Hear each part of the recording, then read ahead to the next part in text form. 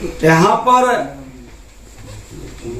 33 वर्ष की उम्र में 52 से ज्यादा संपत्ति के मालिक उप मुख्यमंत्री बन गए। राबड़ी देवी पटना शहर में 43 भूखंड के अलावे 30 से ज्यादा फ्लैटों की मालकिन बन गई। तेज प्रताप 28 और मीसा भारती 23 से ज्यादा संपत्ति की मालकिन है। तो क्या यह सच नहीं है? और अगर जो सच नहीं है तो माननीय न्यायालय के पास अपना सबूत को रखना चाहिए। माननीय न्यायालय के जजमेंट पर लोगों को भरोसा होना चाहिए। लेकिन इस तरह से देश के अंदर एक माहौल खड़ा करना, एक वातावरण बनाना, जब सीबीआई को पूछताछ के लिए अपने घर पर बुलाएंगे और उसके बाद कहेंगे कि हमको तो तंग करने के लिए आगे कार्यालय खोल दें, ये क्या मानसिकता झलकाता है? पब्लिक की झूठी सहानुभूति लेने का या भ्रम की स्थिति पैदा करने का संवैधानिक संस्थानों के विरुद्ध। और ऐसे भ्रष्टाचारी की मानसिकता कहीं न कहीं हमारे संवैधानिक संस्थानों के विरुद्ध उनकी विकृत मानसिकता झलकती है।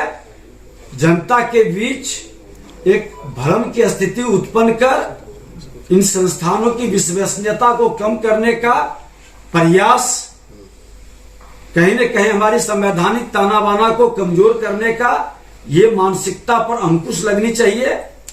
और इस तरह की मानसिकता, जो इस तरह के वातावरण बिहार के अंदर और देश के अंदर बना रहे हैं, ये कतई उचित नहीं है। इसी से जुड़ा हुआ एक सवाल है, नीतीश कुमार ने दस्तखत नहीं किया, उस नाव की राय किसी केंद्रीय एजेंसियां दुरुपयोग नहीं कर रही है, नीतीश कुमार मानते हैं, संकेत ये है। देखिए, ये केंद्रीय एजेंसियां कोई आज भारतीय जनता पार्टी की सरकार बनने के बाद नहीं बनी है, ये तो पहले से है। और श्रीमान लालू प्रसाद यादव जब भ्रष्टाचार के माध्यम से काले धन कमाए थे तो कांग्रेस की सरकार थी, उनके समय में इनकी गिरफ्तारी हुई, उनके समय में ये जेल गए। उस समय न भारतीय जनता पार्टी थे और न ही माननीय नीतीश कुमार जी थे, और आज कांग्रेस के गोद में बैठे हैं। उस समय भी संवैधानिक संस्था जो जांच की एजेंसी है, आज हमारे गृह मंत्री जी और प्रधानमंत्री जी से भी कई बार पूछताछ किया था, एसआईटी गठन हुआ था, कहां इन लोगों ने ढोल बजाया था?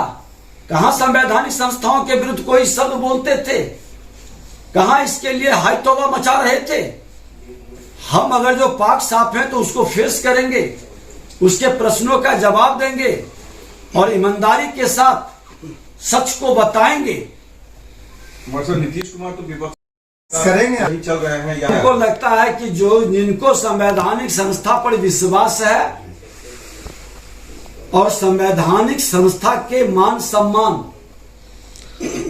को रखने के लिए संवैधानिक पद पर बैठे व्यक्ति की बड़ी जिम्मेवारी है, और उस जिम्मेवारी का निर्वहन सभी को निभाना चाहिए। क्योंकि संवैधानिक पद पर बैठकर संवैधानिक संस्थाओं का अपमान करना ये बड़ा ही दुर्भाग्यपूर्ण स्थिति है। और जो संवैधानिक संस्था का अपमान करते हैं उनको संवैधानिक पद पर बैठने का कोई औचित्य नहीं है। तो आपके हिसाब से सर नीतीश कुमार संविधान का सम्मान कर रहे हैं? सम्मान कर रहे हैं, निश्चित तौर पर करना चाहिए हर व्यक्ति को। और इस तरह के वातावरण बनाने वाले लोगों के विरुद्ध कार्रवाई होनी चाहिए, एक्शन होनी चाहिए। जो इस तरह के एक माहौल देश के अंदर खड़ा करने का प्रयास कर रहे हैं, ये बड़ा घातक राष्ट्र हित में होगा। विजय जी, जो देखिए, भारतीय जनता पार्टी अपनी जिम्मेवारी का निर्वहन कर रही है, राष्ट्र के हित में, समाज के हित में।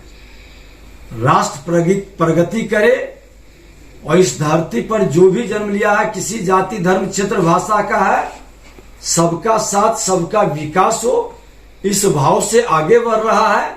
इस भाव को जो भी स्वीकार करता है और ग्रहण करता है वो हमारे साथ जुड़ता है।